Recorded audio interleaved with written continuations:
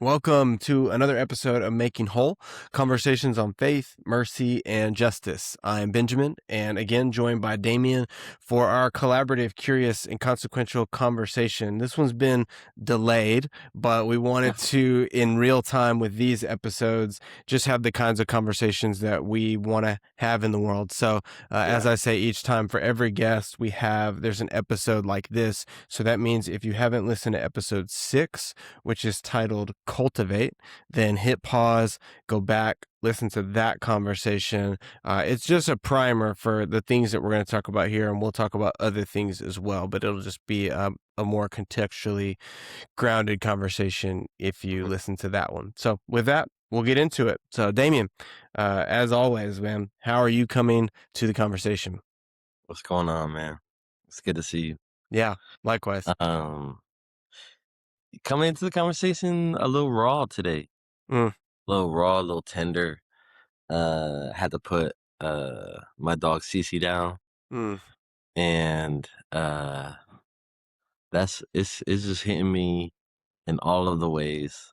She was my first pet when I like my first pet that I got, you know what I'm saying? Like I had pets that my parents got, but moved to ATL and was living in English Avenue because of you. Well, really because of my wife, but because of you.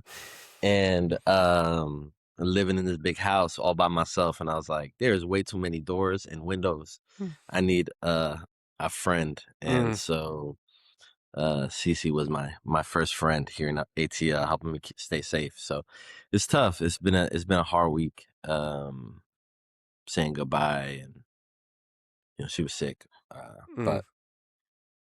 But yeah, that's a little bit of context. I mean, life outside of that has been going well, but it's felt like that's kind of dominated my week, and so it's probably the biggest context for how I'm doing coming into the conversation. Yeah. Yeah. No, I hear that. And I hear the complexity in that. And I remember when you got her and like, we were all like, you do what? Okay. we're going with the puppy.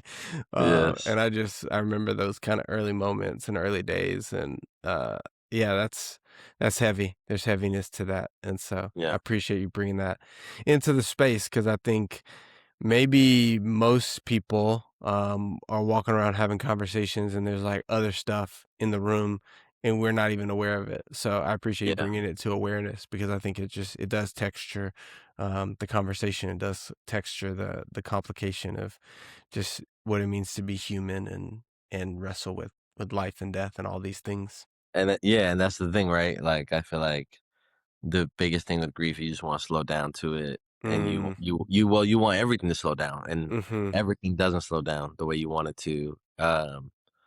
So trying to be present to what I'm feeling, but also just be present to everything else. Mm-hmm. Conversation like this, right? So, Yeah. um, No, I how so you? appreciate that. Mm. Yeah, yeah. Tell me, I want to know how you doing. How you coming to the conversation?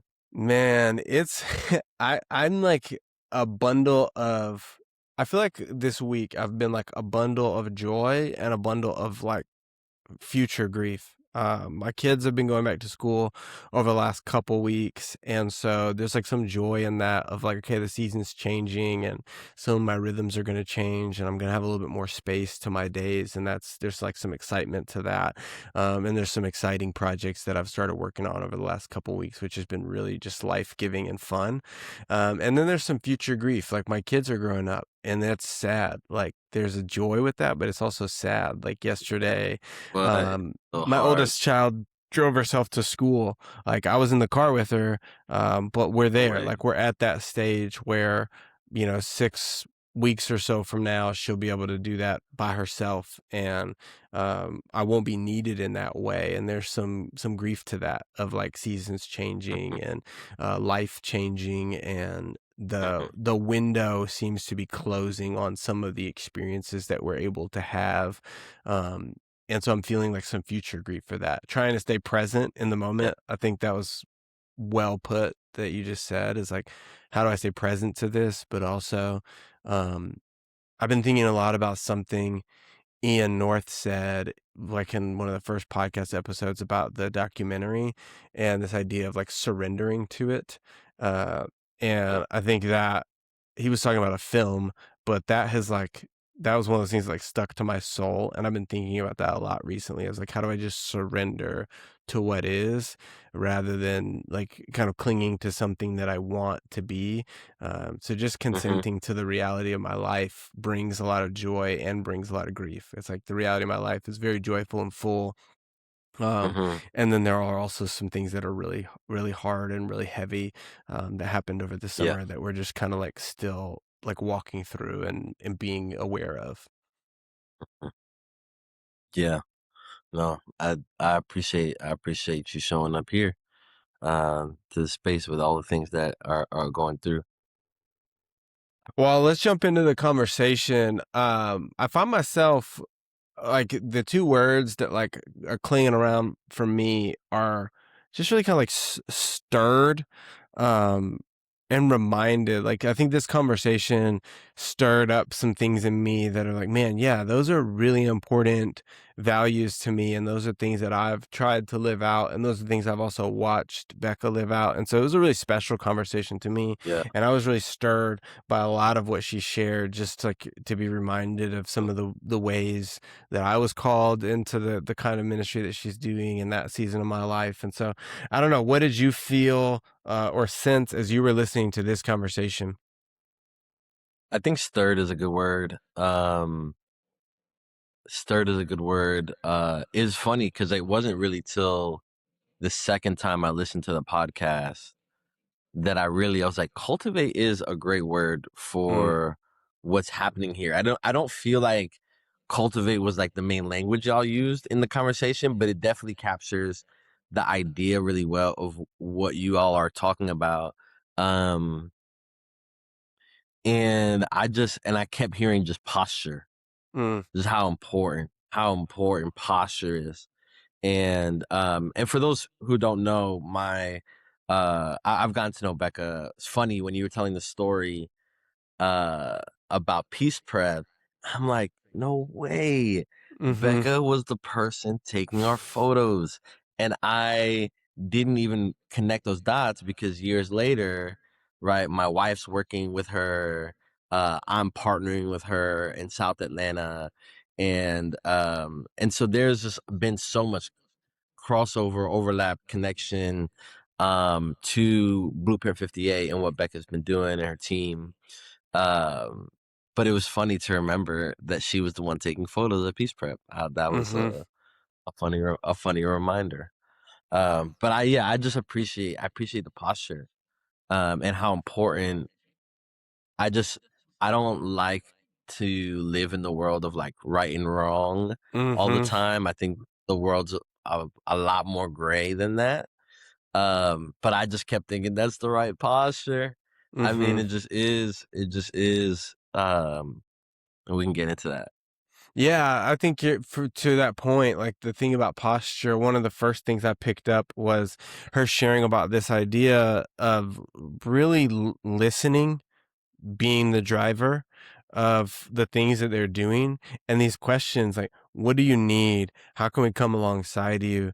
And I just thought, yeah, that feels Peace. normal to me because of the experiences that I've had, but it's also not Mhm, normal. And most people aren't showing up into spaces and thinking, I want to listen first and mhm, persistently listen. Like I want to keep listening, right? So to be doing something uh 15, 20 years, it's easy to sort of feel like now you've become the subject matter expert, right? Or like now I've moved from now I'm the sage and I've got the wisdom and I'm going to tell you how this is done. But I heard this thread coming over and over and over through the conversation of what do you need? How can we come alongside you? Who are you? And that cultivating being sort of driven from that posture. And so, yeah, why do you think it's mhm, hard for people to do that? Because I don't think that is the default position of people in mm. life. Well, you know, I think listening makes its way into a lot of people's strategy, Mm, but I think it just too often comes with an agenda, mm, right? mm-hmm, It's like I'm gonna listen to you so I know how to better state my point. Yeah. or like I'm gonna listen to you so that you can feel like you trust me, and then so I could like teach you a thing or help you believe a thing or help you arrive to a certain place. And I think there's just too many agendas attached to our listening. Mhm. And so when you go through the questions that Becca is asking, and Becca and her team are asking, it's like they're asking those questions because they want to discover, Mhm. you know, because they Yeah. want to they want to actually learn a thing, not so that they could use the trust that they've Mhm. gained to leverage it to like do a thing, Mm. but to really say like, oh, what do how do I really practice curiosity here Yeah. and and do it for curiosity's sake, not for my own end. And that's what I Mhm. felt. I felt that type of posture that was just not about what I bring, Mhm. but really about us discovering together what's here. Maybe you don't Yeah. even know. Maybe I'm listening to you and you don't even know what's in you. And that's the beauty of listening to somebody and creating space for that. Because I think at how many times, right, do we go through a day not even really sure about what we're feeling until someone really gives us that attention Mhm. and that curiosity and extends that towards us and creates that space. And then you start talking, and you're like, wow, actually, I was feeling this, and the other thing. And you two were able to discover that because of the posture of listening. Mhm. Yeah, and I think a particular kind of listening. So while you were talking, I thought about like um the word that jumped in my mind and then I saw it behind you visually was mirror. Right? How like reflective listening becomes a mirror for our own kind of souls and imagination. Yeah, And it's not until I yeah. talk with you and sort of tease out some of these ideas and then you reflect back to me what you're hearing or experiencing, it's Mhm, then that I can get into the depths of what I really mhm, desire or what I really want to see mhm, transpire. And I think there's something really powerful about that. And also, I feel really challenged by that.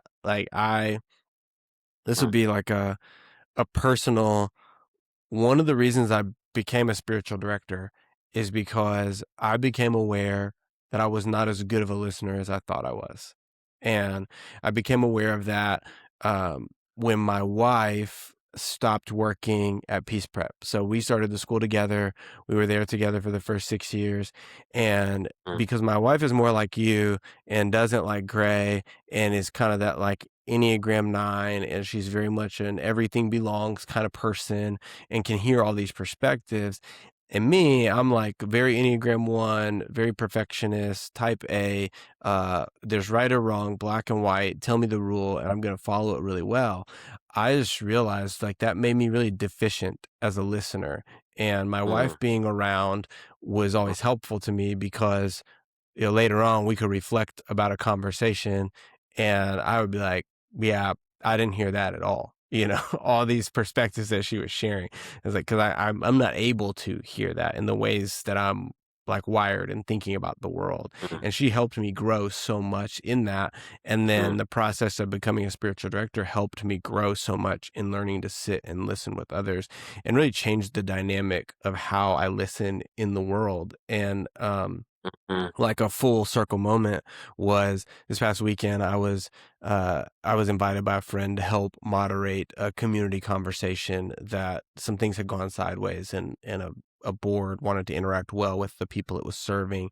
And so she invited me in to moderate this conversation. And so as I was introducing myself, I said, like, I'm a professional listener. Like I'm just here to listen and help sort of synthesize the things I'm hearing so that each group can sort of feel heard mhm, in a way. And I just thought that was a really that was a really powerful thing that happened. Like it was a very simple thing, but it was a very powerful thing that somebody mhm. thought we're gonna pay to have a listener be a part of this conversation. And so I think, Yeah, yeah, all that yeah. is kind of stirring in me as you talked of like, yeah, listening is actually really powerful and maybe underrated. Yeah, man, because I think what you're even describing can sound so simple Hmm. that it doesn't feel, what's the word? Like mind-blowing, right? Like it doesn't feel, and therefore it can be belittled, Yeah. I believe, right? To be like, because I think the posture so many times, I mean, it's not every time, but so many times the posture is listening so that you can talk, Mhm. you know? And or even if feeling the pressure. If you're a leader, right, Mhm. in a space, in a Bible study, in a meeting at work, in a friend group, you know what I'm saying, in a family. If you're a leader and someone asks a question and you feel like I need to be able to provide an answer here, Mhm. that pressure can lead to a lack of ability to really just pay attention to what's in the room already.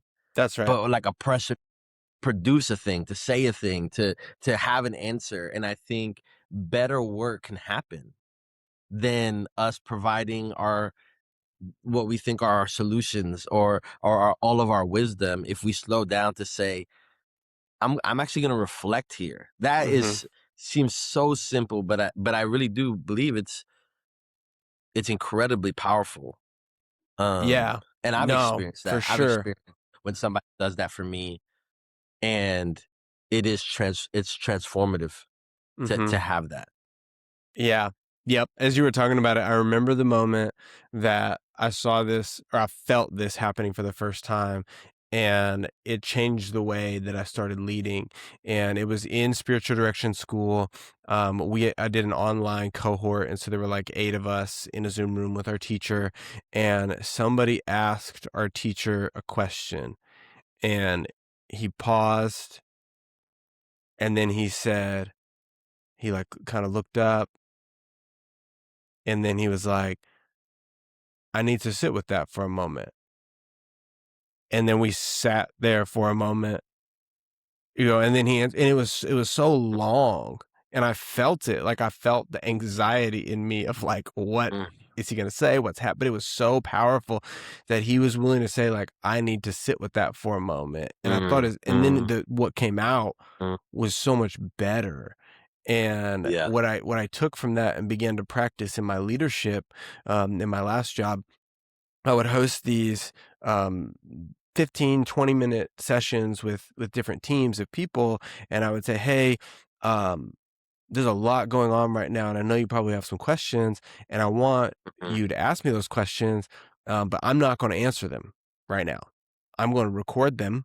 I'm going to hear your question. I'm going to make sure I heard your question, reflect it back to you. I'm going to write it down. mm, And then I'm going to go spend time with those questions and see if some mm, themes emerge, or as I sit with them, something comes up that could be more helpful to our work together. And that was really powerful, not because I'm like awesome, but because I had more time and space to actually sit with those questions and hear them. yeah, And I didn't have to do the exhausting mental gymnastics of thinking on the spot, how am I going to answer this? I'm no longer, and I think what it starts to do, which maybe is what's so powerful about it, is it starts to take almost the ego out of play. Right, right. or it allows me to notice the ego. It allows me to notice where Mhm, I want to respond from parts of me that are not my true authentic self, right? And it gives me the mhm, space to say, oh, there's nothing to protect or defend here. Uh, mhm, this person's really curious about this, and it has nothing to do with me, and so I don't need to take it personally in this moment. And it's not about my yeah. failure as a leadership or yet all the Yeah, you're trails I mixing in can go all down. types of things. You're Yeah. mixing in so many things that may not even be part of it, right? And I Mhm. remember that similarly, right? I remember just a couple years ago leading a meeting and being asked something about our programming and if we were going to be more if we're going to do more Bible in our programming. And our programming at the time was with students and it was community based. And when I was asked that question, it's so funny because my immediate response was to somehow give an answer that was enough for this person that was asking. Yeah. And what I wished I would have done, because I reflected it, I felt it in real time as I was doing it, Yeah. that I should have a different posture. I just couldn't figure out how to do it until afterwards. And I just told this, or I wish I would have told this person, "Oh, interesting. Hmm. Tell me what you're thinking about." Because that would have told me so much more. It would have Mhm. just told me so much more about where that person's coming from. What do they feel like is missing? What's the desire for them to see happen through more Bible or whatever. It's just the posture to be able to just be curious versus to be just intertwined with what you're saying. That ego, Mhm. I think it's hard to even see it. It's hard to even Mhm. see the ego because it's so intertwined. But that pressure, I think, is evidence of its presence. You know. Yeah. Mhm. Yeah. No, I hear that. And I think, it builds a good bridge to this next thing I wanted to talk about because what I think happens is, eventually it reveals if we're not good listeners to other people, we're probably not good listeners to ourselves, right? And then Mm, probably not good listeners to God. Like there's all kinds of filters on what we're hearing at that point. mm, And so I loved this movement where Becca talked about her life verse changing, where she talked about the mhm. way that she used to hear this verse and now how she heard it in a different way when she had this experience. Peace. And that was so good. I heard faith was widening. I heard imagination. I heard a more complete faith. Yeah, and I'm just curious, are there spaces in your world where that's happening now? Because it made me curious about my own world of like, oh, is that happening for me? Because that sounds pretty powerful. In the midst of listening is kind of the context. Mhm. I think for me, I've there's so much of my journey in Christianity that was focused on what I could learn from Mm. scripture, from prayer, from worship, probably mostly meaning singing and songs, from church, you know, um, and something that I've tried to like appreciate as a part of that journey is the posture I had to learn. Mhm. Like when I became a Christian, I was so aware of how much I didn't know. Mm. You know? Like, I was like, Mhm. these people have been reading this Bible for their whole lives. They've been in churches and in classrooms and listened to their parents talk about these, like all of the things. Like they've watched these TV shows about vegetables, singing about Mm. the Bible stories. Like, I was in college here and I was like, what are y'all talking about? Right? So my experience with the faith was just really honest that I didn't know a lot. And so I was so eager to learn, to Mm. take everything as a lesson, to Mhm. take every conversation as a lesson, to take every Bible study, every time I could do ministry, every time I could connect with somebody. And and also I was preaching. So everything was a sermon, right? Mhm. Like I could, I was experiencing life and then turning everything into a sermon and having the best intentions in doing that. And I think there's a lot of ways that my faith, like I feel like I outgrew the box Mm. that my faith was in. And there's a lot of ways that, I just don't believe the same things and don't hold the same beliefs. But something that I've really tried to like take with me is that same posture of, I've always been a learner, Mhm. and I felt it even more keenly when I became a Christian. And even beyond my Christianity, I wanna continue to be a learner. And so it's learning to apply that same posture that I had in my religion Mm-hmm. and apply that to like everything, to my dog passing, Mm-hmm. right? To grief, to my family passing, to my conversations with my wife, to raising my daughter, to looking for a new job, to learning the lessons through conflict with coworkers, all of those things, right? Beginning to take all of those things and say like, yo, how is all of this a teacher for Mm-hmm. me and for Mm-hmm. my formation? And these things are not just parts of life in the sense that they're not holy or they're not divine. Like maybe all of it is. Maybe so maybe all of my friends Mm-hmm. that don't don't fit in boxes that they used to fit into. Maybe they actually still have a ton of faith to share and to talk about and to learn from and to gain from and to celebrate in. And maybe they don't have a religion that they're professing, but maybe we could still be witnesses to those things. Like, I just think there has just been so much from being okay with outgrowing the boxes that I've been in Mm-hmm. to allowing myself to witness to like goodness wherever I see it, Yeah. to to love wherever I witness it, you know. Yeah. Hopefully that's not too broad, but like that's kind of some of the things that come to mind for me. What about you?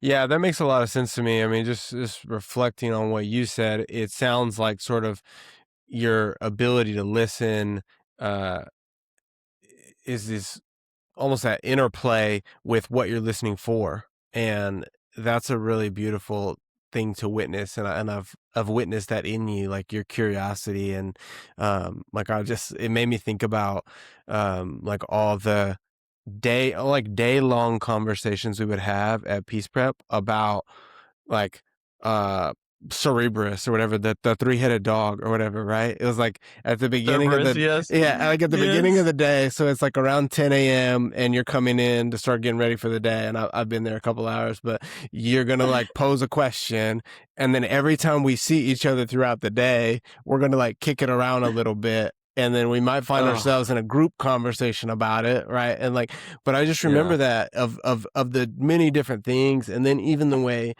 we like brought that into our home where we were doing like some book studies together and just being curious about like these ideas of faith and things. And I think that was that was so good for me to be around other people. But so I was just thinking about that. But in my life right now, I think when I think about uh, Becca talking about like reimagining verses of scripture, and I think about where that's happening for me right now. I mean, I think my answer is really similar. Like it's kind of everywhere and it's everything, and it's really overwhelming at times how much the Spirit is speaking through the ordinary interactions of our days. I think in a Mhm. lot of ways, it's in parenting. You know, it's in watching my kids. I'm learning so much from them by trying to listen to them and the questions they're asking and the things they're curious about, and the ways they're Mhm. reflecting the world around me. I think that's Yeah. really stretching me and growing me. Yeah.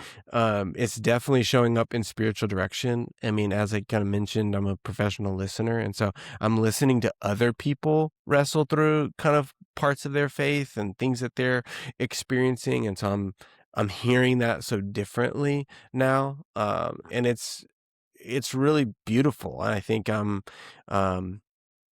I'm hitting some milestones this year where like I've been married 20 years now. I'm going to turn Mhm. 40 years old. Like these things are happening that I'm just like, I feel so much more open, like as a human being and as a person. And so I think I'm hearing and I'm listening in such a different way, where it's like, Yeah. I'm thinking right now, even about a conversation I had yesterday that did not go well. And Mhm. how I would have responded to that in the past. Uh, and how I Yeah. didn't respond that way. And I was able Yeah. to just sort of, I think I said to the person, like, I appreciate that feedback. I'm going to sit with that for a little bit and think more about it, you know? Um, and so I think, yeah, I'm Mhm. hearing differently because I'm different. Because over time, the Spirit has formed me and is making Yeah. me into the kind of person that can be open to the gray, to the, not just the black and Yeah. white. And I think that's helping Yeah. me to understand the dynamic layers of who God is and what God's trying to do in the world. And I think that, Mhm. uh, yeah, that part of it is really exciting to me. I Is there something scary about being open to, like, being formed always? Oh, definitely. Yeah, Yeah, definitely. like, It's I just hear you uncomfortable. talking about. Yeah. Yeah, I think formation. I've said this to a couple of people because I would say the last, I don't know, 10 years of my life have had some difficulty to them in a particular way. Um, and when I think about like death or loss or transition or these kinds of like formative moments, Mhm. Becca talked about that actually, these like can't go back in life moments. I've had so many of those over the last 10 years. But I said to somebody recently, formation from what I can tell, if I observe nature, is kind of violent. It's almost always violent. To look at creation as a Mm. story of chaos being moved into order is kind of a violent process. If you look at pottery, right? Somebody throwing this clay on a wheel and the sweat and the trimming and the Mm. forming and the moving and the molding, it's pretty intense. If you think about uh, a table, right? In order to go from being a tree in the forest to a table, Mm. there's been cutting, there's been sanding, there's been shaping, there's been staining, there's been all of these processes. And so I think, yeah, formation is scary because in a lot of ways it's violent and it's rough. Like Mm.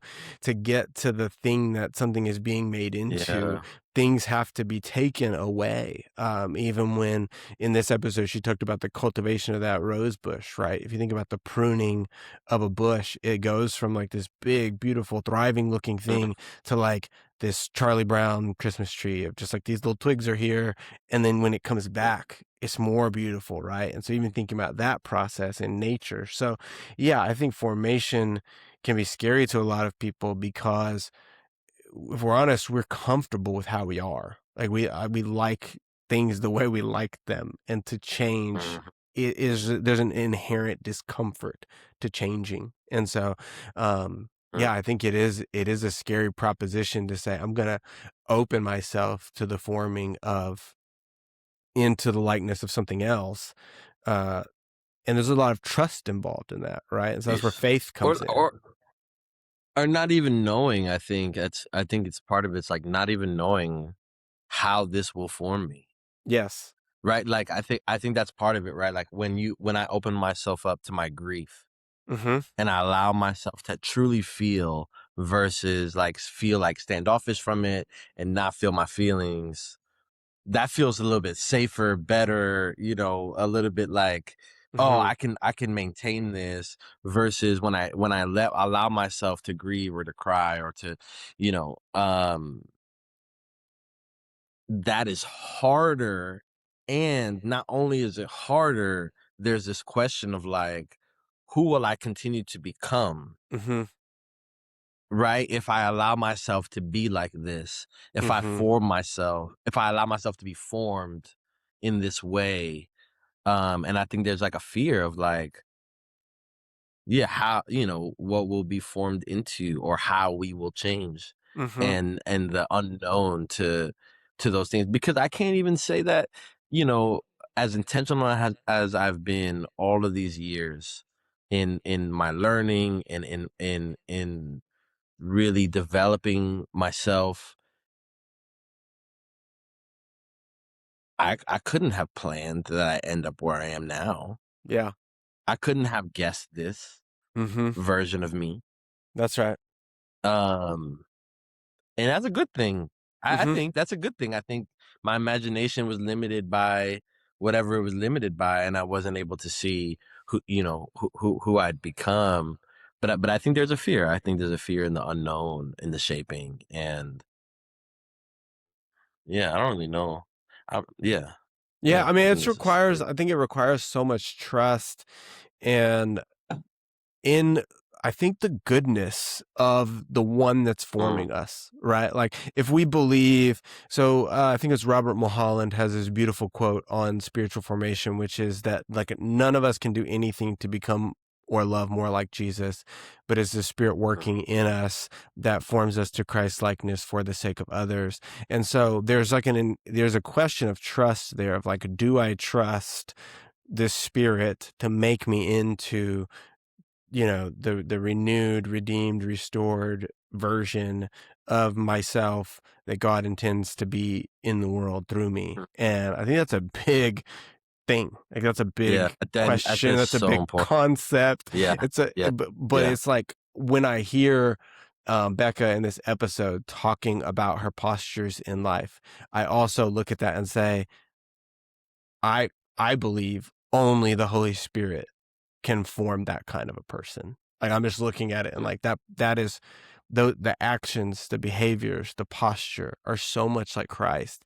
And there's no one who can really sort of like on their own think, act, move, behave through the world like that. And I think she acknowledged that, right? When she's like, mm, well, the Spirit made me this way. I don't know. And I think mhm.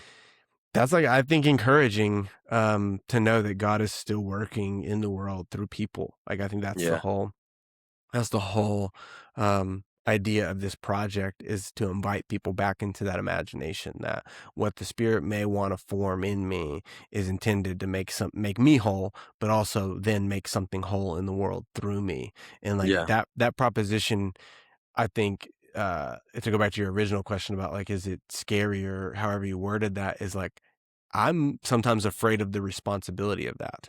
Like, if I become Mm, who God intends me to be, like, what if I don't like the assignment of that, mm, you know? mm, Like, am I mm. be like, am I gonna go Jonah, Jonah Yeah, and, I don't want to go on the boat. end up in the belly of the well because it's like, I don't really want to do all that. And so I do think there is some apprehension sometimes of like fully allowing and fully trusting the Spirit to be forming me into what God intends for me and aligning that like with what I intend for me. And sometimes there's Mhm. misalignment there. No, I think that's a really good reminder. I think, hearing you talk about it, I remember language around, I don't know who I'm quoting, but language around like the arc of the universe is towards goodness, right? That Dr. King. that the arc of the universe toward redemption, and there it is. Go ahead. Mm-hmm. And believing that, like, I think, and that's even the language itself, right? For people that struggle with like a religious background, and trying to figure out like this good father, or this good God, or this good, and trying to, put those pieces together that may be difficult to grasp. I think, what does it mean to believe that even in the unknown of the future, that we're headed, that all of history is headed towards a better future, headed towards Mm-hmm. some type of restoration, and some type of redemption, and some type of goodness that we're going to find. And it doesn't, and I think it could absolutely be in a Christian religious sense. And I think it absolutely can be true outside of that context, and say like, this is still, we're still witnessing to what you and I might call God Mm-hmm. doing this good work in the world. But I think people would be able to witness it from anywhere they stand, Mm-hmm. and be Mm-hmm. able to say like, no, this is whatever it is, whatever we call it, name it 100 things, right? Like, Mm-hmm. there's something guiding this goodness. Humans continue to love, and to sacrifice themselves for the sake of a greater cause and greater community. And so I think having that in mind as part of what's going on in the universe, I think is probably really helpful to the imagination that's wrestling with the unknown. Yeah, no, that's really good. I think so. The picture, like the visual that came in my mind when you were talking about that, is something that came in my mind yesterday when I was on a walk, and it's like I think the universe is sort of this idea of like a rushing river, like this massive rushing river, and like we have the opportunity to get in the flow of that river, right? To go where it's going and sort of surrender to it. We also have the opportunity, I think, to like create these little tributaries, right? These little creeks or like splashing pads almost. And I think we've done that a lot in what I would call like Christendom, right? Is we've built all these little tributaries and then try to convince people to like get in our little creek and play with us because it's really important and it's good and it's fun. And it's like, yeah, but we're trading the opportunity to be in the flow of the universe, to get in on the work of mercy and justice, to get in on the thing that God's doing, right? That telos, Yeah, that ultimate end, that yeah, if we believe at the end of this, it's all heading on a collision course to goodness, to beauty, to mercy, to mhm, justice, to ultimate renewal. yeah, Jesus says, behold, I'm making all things new. And I think all means all in every language. Then um, I want to be like continuing to draw people to that reality and continuing to point people to that reality. And I think that means if that's the macro story, then we have to look for the micro stories, right? And so I think the story Becca's telling is a micro version of that, of like, hey, listen, I want to meet people where they are. I want to know them and I want to provide the means for their flourishing so that they can get in the river, like yeah. I want to I help teach them to swim and make sure their raft is sturdy or their tube or whatever, right? Like, I think that's the micro story is like, hey, when I participate with the renewal of one individual, of one family, of one person, and I get in the collision course of them, their goodness and their beauty, then I'm now part of the macro story. And I think we have to look for that in our lives of like, where are the spaces that I'm on my little stage playing out the idea of eternity, right? Instead of just like uh trying to draw people to the like little creek we're in. and it's hit me like a ton of bricks thinking about one of the stories Becca told when she's like, he comes back after getting shot in the leg, and he's like, "Can you start a football team? Mm-hmm. can you do something? Can you do something?" And it's so easy to be like, "Oh, finally they're asking me to do Mm-hmm. something. We're gonna do it. Let's do Bible." Right? Like, because and it's not shade, right? It's not shade on anybody that would say like, "Oh, I would want to do Bible." What it is shade on, because I want to be clear, what it is shade on is people that approach people with agendas. Yes. That's what it's shade on, right? Yes. Because then it's like, well, could you do something? Yes, that's why I'm here. Mm-hmm. That's why we're here, to do something. That's right. What would you like us to do? That's That right. that follow-up question to push it back to say, well, then tell us, because we believe there's goodness here, because we believe that there's dignity here, because we believe there's value here, and y'all have something good to say. Your voices matter. Why else would you have them? That's right. So it's like, now they're in a place in the Pittsburgh neighborhood, and they are doing work that the neighborhood wants to do, That's right. not trying to convince the neighborhood to do the work that they want to do there. Mm-hmm. And I think that's the massive difference that you're describing in getting into the flow of the universe, Mm-hmm. to say, what does the world want to birth here? That's right. And that includes all of us. It's not just my ideas. It's not just my imagination, but it's our imagination. And I think you come up with better things. 200 plus kids playing football Mm-hmm. together. You know what I'm saying? Like building community, getting to know each other, building memories, creating a safety in a Mm-hmm. neighborhood that may not always feel safe, Yeah. right? And it's not safer because these white people came into the neighborhood and they did a good thing. It's safer because together now we're saying now we actually belong to each other. That's right. And so if somebody were to pull into flag football trying to shut, you know what I'm saying? Like Yep. I would just feel the energy of like, now we're here, we're here, Yeah. we're here. Yep.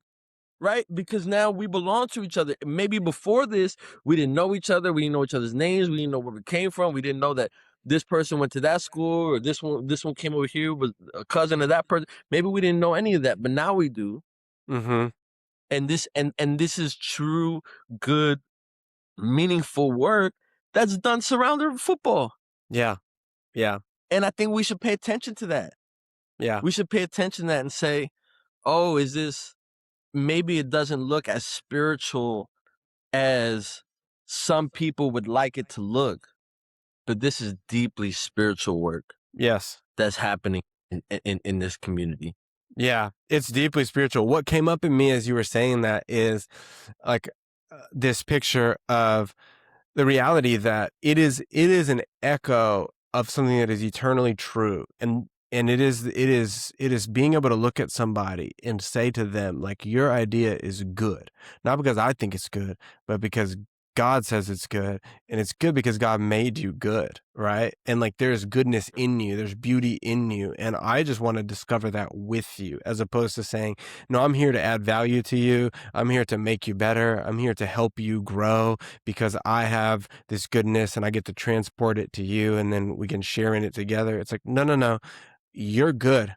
Like there's goodness in you that drew you to this front porch to knock on my door and ask me this question. The good in you resonated with the good in me. And now we're going to together declare what God says in creation. Like, this is very good. Like, look at our project. This is very Mm-hmm. good, and I think that those are the things that are like on the path, right? Those are the things that are in the stream on the way to a more just and beautiful world. It's like it's going there. And some of the times what people, I think often in Christian community, and maybe you'll resonate with this because I know some of your lineage is like, oh, we're going to call this spiritual warfare when something bad happens, right?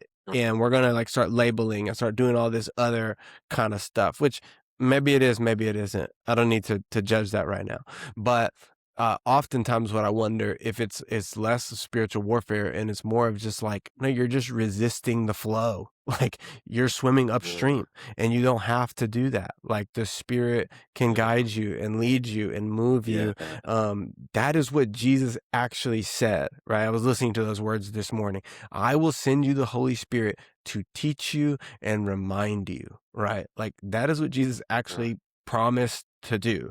And I've known Jesus to be good on his promises throughout the course of my life. And so, yeah, I think I loved that because I do think we get so caught up in the idea of, and I've probably talked about this before, but we get caught up in the idea of how many salvations were there last year, how many baptisms were there, and like, I think what Becca and Adam and their community are saying is like, here's how many backpacks we gave out. Here's how many rides we gave. Here's how many meals we shared. Here's how many leaders we encouraged. Here's how many passport stamps we put in a kid's passport. And I'm like, yes, please, more of that. And along the way, you've shared your life with them. And because you're a person who is being formed by the Spirit of God, they are being formed by the Spirit of God. Like, I think we can miss that in thinking that Yeah. we have to program formation to Christ likeness. And I love when she was talking about, like when you're a service provider, it makes it more difficult to be a neighbor. And I was like, yeah. Mm-hmm. And I would just take out the word neighbor and say human. Like, when you're a service provider, it Mm, makes it harder for you to be a human being. And, if you can be like, if all of us, that are seeking to follow Christ with our life and walking in this sort of way of the Spirit and the way of Jesus could look at ourselves and say, "What does it look like to be a human being amongst fellow human beings?" Right? mhm, mhm, And not, what mhm. does it look like to program something that might, you know, enhance the biblical literacy of someone? Like, I'm not saying, biblical literacy isn't important to God. I It might be like 3rd tier if I if I'm like and I'll say it with this collar on. I'll say it. It might be 3rd tier. I don't know. Like, I don't even know, Yeah. there weren't a lot of people reading, right? We're talking about a culture that was like an oral tradition in the Bible. Mhm. So, like, biblical literacy, is a good goal for some people. Maybe God's called them to that, and so let me not say it's not a good goal. But perhaps more of us are around here saying, just like, what does it mean to be a good fellow human being to one Yeah. another? And that's something that I heard like continue to come through that I thought was really powerful. I think we make better decisions with that in Mm, mind, mm-hmm. right? Where like did you guys say something like organizations can't hug people or something like that? Yes, yeah, yeah. She said that.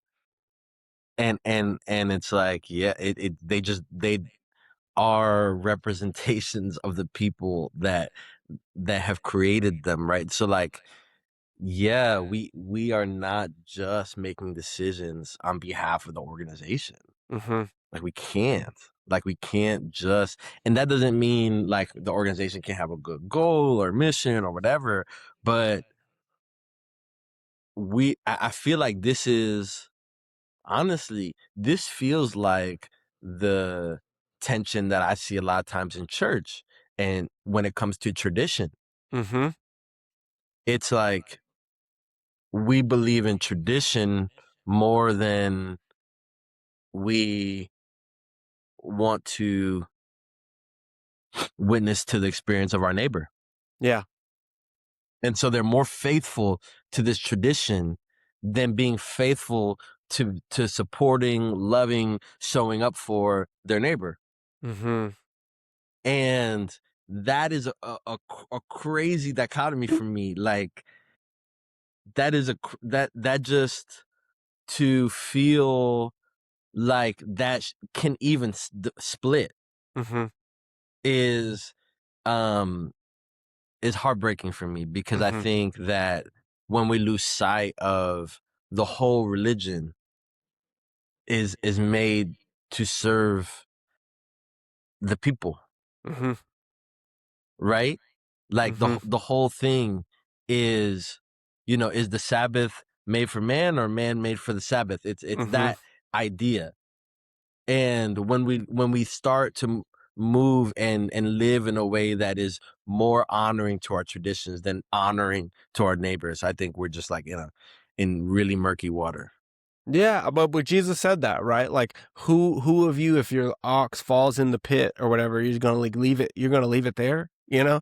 But I think the whole idea that you're talking about, and I found myself coming back here, um, over and over again because it's just a story, and I think it's good to remind ourselves of the story. But like, this is the story of God.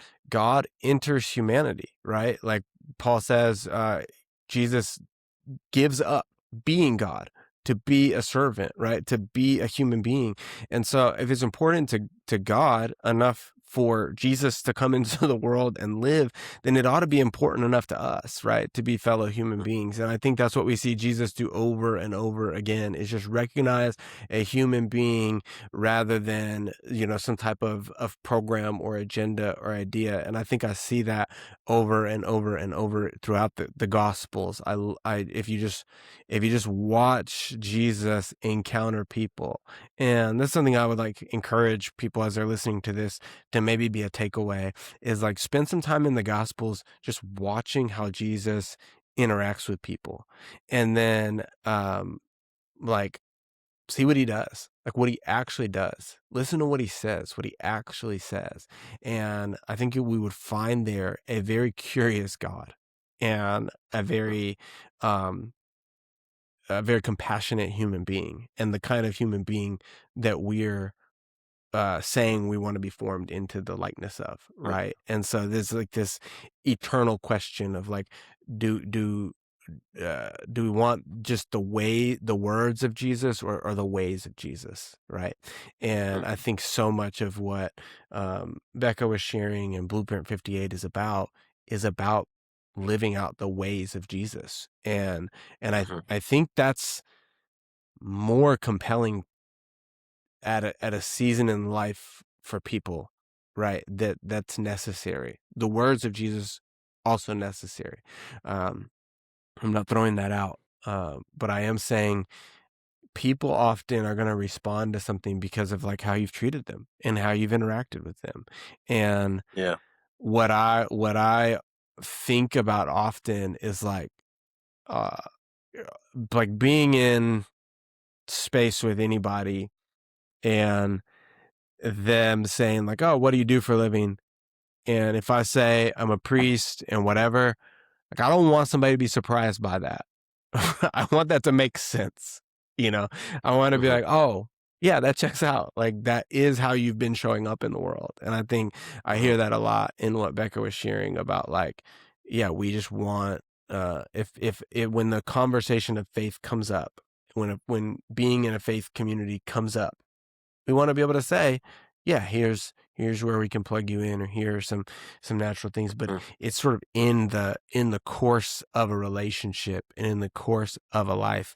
And I think that um takes the appropriate responsibility for it, right? Like I firmly believe the Spirit has a role in this, and if we want to trust that Spirit, then, we sort of do our thing through the power of the Holy Spirit. And we also allow the Spirit to do its own thing apart from us, that I think is always and ever present happening in the lives of people. Mhm. I feel like that's the flow, right? Mm-hmm. That's the flow. Yeah. Is yeah. And you don't know, like, yeah, you don't know where it's coming, where it's going, but you pay attention to it and you're open to, yeah, open. I think that's being open. Mm-hmm. Open, 'cause I think even hearing Becca talk about like, oh, we're not trying to do this thing. Let me be careful because I don't know where we're gonna end up. You know what I'm saying? And I think that's good. I think that's a good, even funny joke to say because it is true. We just don't know where we'll end up, but I think it's important to be open, to be Mm-hmm. open to what's next. I for sure over the last few years have been saying I'm not trying to work at church. Mm-hmm. And here I am working at an Episcopal church. You know what I'm Here we saying? are. Like and, and I'm in good company. Yeah. And I'm grateful and it's been good. Um but it's just not something I would have thought I would be here. And so I think we just have to continue to stay open. Mm-hmm. Um and be open to the goodness that's coming our way and believing that, trusting Yeah. that goodness is always on its way. Yeah, Yeah. goodness is always on its way, and I think that's where we come back to, and where we can kind of land the plane is like this idea of cultivating. Like it is on the way, but there is some like there's a co-participation, right? There's a Mm-hmm. co-laboring together, and so we'll kind of end around this conversation here. But there was a story about the rose bush, and Hmm. and Becca saying like, oh, nobody does anything, and it grows, and then Adam being like, oh, actually, somebody does something. And so I think it'd be cool for us just So to end with maybe some of our own. What does practice look like in this season of your life? What does it look like to cultivate flourishing? What does it look like to cultivate that goodness that's on the way, for you? Because I think that'd be important for us to end on. oof, that's good. That's good. That's good. That's good. Couple things come to mind. Um, Gratitude is a practice for me, and that looks like writing 5 things I'm grateful for down Mm, as often as I can remember. Basically, like, I try to do it. It really happens before I work. mm, I try to do it anytime I'm working. So what I mean is, like, usually it doesn't happen as often on the weekends, but for before work, trying to write down like 5 things I'm grateful for, and mm, then after I write those things down, spending just like 30 seconds to a minute with each one of those, mm, and just thinking about these 5 things I'm grateful. And it could be anything from like good coffee to good conversation to good friends to good anime. I mean, we're just mm, whatever it is. And then just like, it's not even like a whole meditation, right? But it's just a few moments to think about it. That has been a really consistent practice for me for the last few years. And I felt it really has done wonders for my mind, just looking for things to be grateful for. mm, Um, I think another thing is just paying attention to what my body is feeling, mm, and and honoring what it might need. And so, we talked about that with Story Group, right? I think that was a big learning space for me. But if my chest is tight, trying to figure out, like, how can I mhm, move around and give my chest some extra love and space? Or is it my feet? My feet are tingling, and so maybe I need to go for a walk, or mhm, maybe do some movement, and just think about you know my physical body, and how I can honor what it's asking for has been a practice. And I'd say the last thing is just breathing, mm, like like being really intentional with my breath when I'm anxious, when I'm stressed. We just recently my wife got me a sound bowl for Father's Day. And so we mm, have a bowl, and we keep it in the kitchen. And I'll just be like, all right, guys, we're going to take a breath, and I hit the bell. And then all of us will take a few breaths.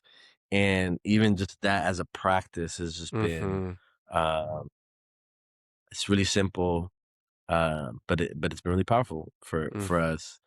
um, yeah, so a couple things that come to mind. Yeah, What that's about you? so good. I so appreciate that. Thank you for sharing those. Um, for me, there's a couple things that come to mind. One is, uh, you know, maybe other people listening will resonate with this, but I've been in a little bit of that like midlife crisis mode for a little bit on some things. And I remember being out Mm, on a long run and saying like, no, I want to focus on midlife greatness. I want to find the things that I want to be great at and just focus in on them and sort of let a bunch of other things just fall away and not be so concerned as I was as a younger person in life. And just if I've only got some limited time and space and things, then let me be really intentional. And so I think the things I'm thinking about right now are presence. Like I'm thinking a lot about how I'm present with my kids, with my wife, with people around me. I'm thinking about being interruptible, like as a